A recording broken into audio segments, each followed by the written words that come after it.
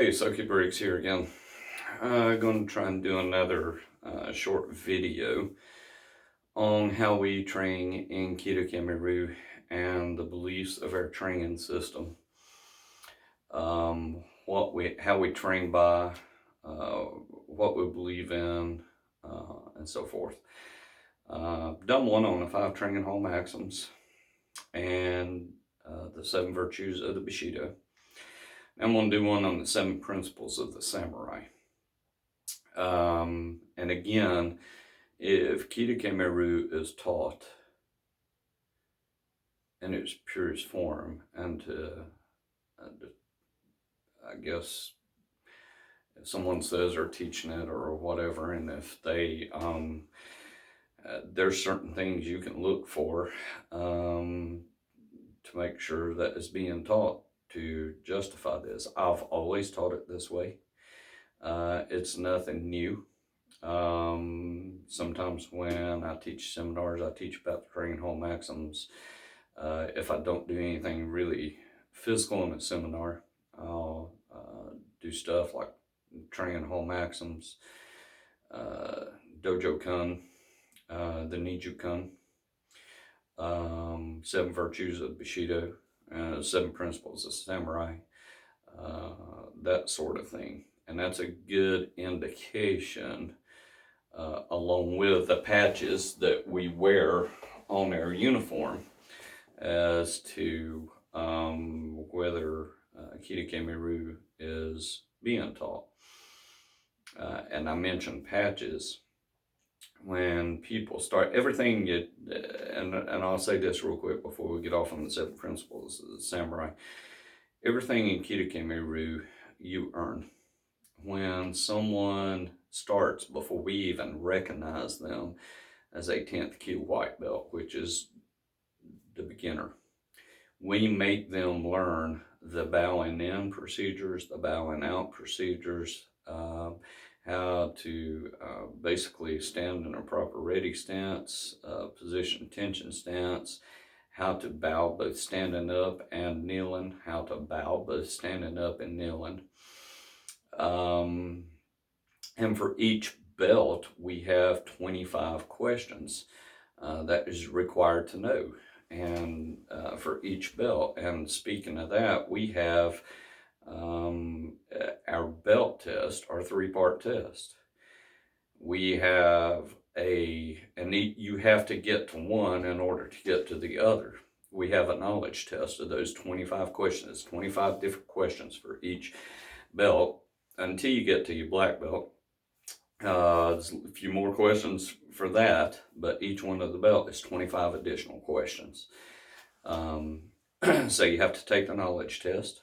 You have to take a PT test, designated PT test, and then after you pass those 2 things, then you get to take the martial arts portion of the test. If you don't pass the knowledge test, you never make it to the PT test. If you do pass the knowledge test and you fail the PT test, you don't make it to the martial arts portion of the test. So after you pass the knowledge test and the PT test, you have 2 weeks from that date to take your martial arts test. You'll be scheduled after you pass the knowledge test, and you got to pass the knowledge test and PT test in the same night. And after you pass both those tests, then within 2-week time period, you've got to take that martial arts test. If you don't take it in those 2-week time period, then you got to do it all over again. And like I said, even when you start out as a beginner belt, as a white belt, you won't be recognized as a 10th Kyu white belt until you learn those things I was telling you about: standing position tension, ready stance, how to bow from standing position, as well as the kneeling position, the bowing in, bowing out procedures, and those questions. Once you do that, then you're presented with an entire gi. And beginners has to wear a white gi, solid white gi. They have no option. Once you get up in an intermediate level, options open up a little bit, but it's always black or white until you get to the black belt. So it's always some combination of black and white. For instance, and I'll go ahead and talk about that. Beginners always wear white until you reach your green belt. Once you reach your green belt, you're allowed to wear black pants, black gi bottom pants with a white top. When you get your blue belt, you're allowed to wear a black top with white pants. So now your options as a blue belt opens up either solid white, black pants, white top, or black top, white pants. Purple belt doesn't change. Once you get your brown belt, your first brown belt, you're allowed to wear any combination of black or white that you desire. And that's how it is until you get your black belt. So I talked about the gi combinations there, but let's talk about the patches real quick. Like I said, once you learn those questions, and once you are able to do those things, then until that point, you're wearing just your gi bottoms, no belt, no gi top. Once you learn those 25 questions and know the bowing in, bowing out procedures, attention, ready stance, how to bow both standing and kneeling, and those 25 questions, then you're presented the top along with a white belt. When you get that yellow stripe belt, when you take your test and get the yellow stripe belt, you're also given a chest patch, which is mandatory. You've got to have the chest patch on once you get that yellow stripe belt. It is a requirement to have the chest patch on.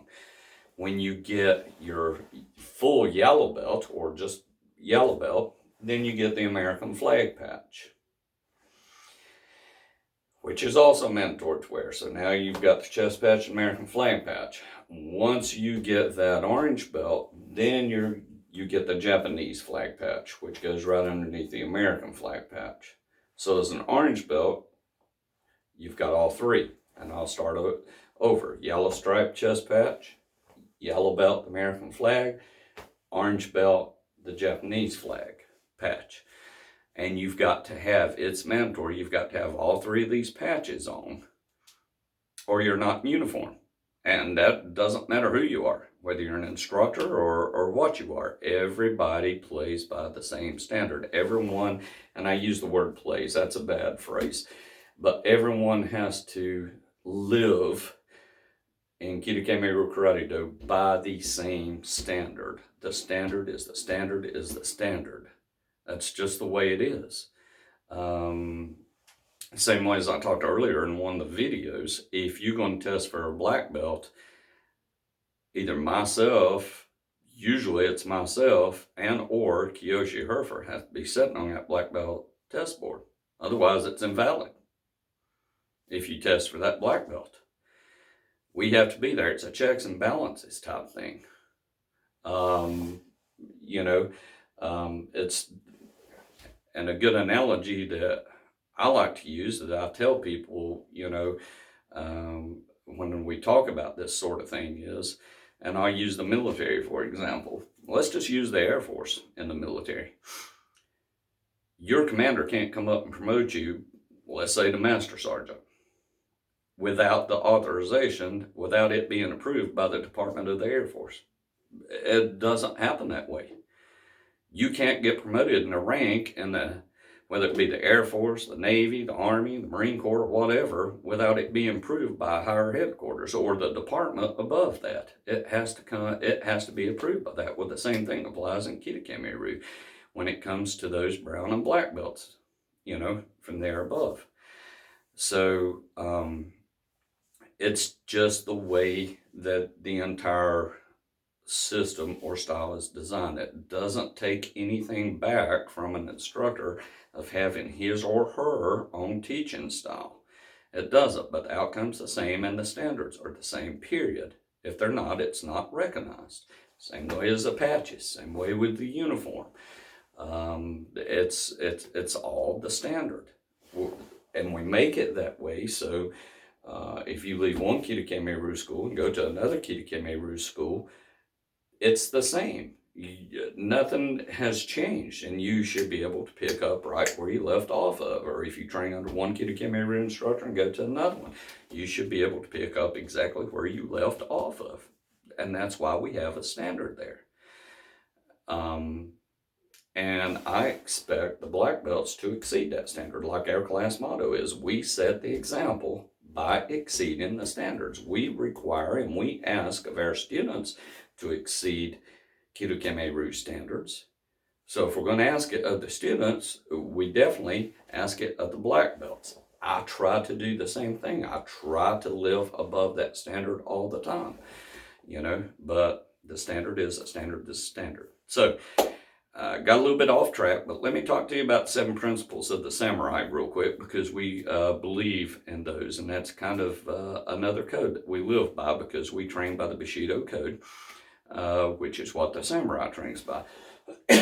So the 7 principles of the samurai are rectitude, courage, benevolence, respect, honesty, honor or glory, and loyalty. Okay, so the definition of rectitude, which is, we'll start at the top of the 7 principles of the samurai and work down. Definition of rectitude. A samurai deals openly and honestly with others and cleaves to the idea of justice. Moral decisions do not come in shades of gray, only right or wrong. Again, we talked about the uniform. We talked about the testing procedures. It's not a gray area. You're either doing it or you're not. You're either right or you're wrong. The second one is courage. A samurai never fears to act, but lives life fully and wonderfully. Respect and caution replace fear. And we stress this. Don't fear if you go to a tournament or if you're testing or whatever. Don't fear, or if it's just a sparring session in a dojo, don't fear your competitor. Just be cautious of them. Just be respectful to them. We try to replace fear with caution and respect. Benevolence. A samurai takes every opportunity to help others and creates opportunities when they do not arise. This is very important in life itself. And these are good things that we try to teach people. You want to seek out an opportunity to help someone. Not only help someone in class, but if I've seen people before, and I ran across this lady one time. As most people know, I retired from the military after 24 years of service, and then I moved to Charlotte, just outside of Charlotte, North Carolina, and because I got hired to go through the Charlotte-Mecklenburg Police Academy as a police officer, and I recently just retired there. Before I retired from the police department, I rode up on this lady one night in West Charlotte. I didn't know who was in it. She was on the side of Billy Graham Parkway, had her flashers on. Walked up to her. She ran out of gas, middle of the night. Not the best area in the world in West Charlotte. West Charlotte's not even the best area in the world. She had no money. She was scared to death. Her cell phone had died. So I told her, I said, lock your van up. Make sure you get everything locked up. And I went to a store to try and help this lady out.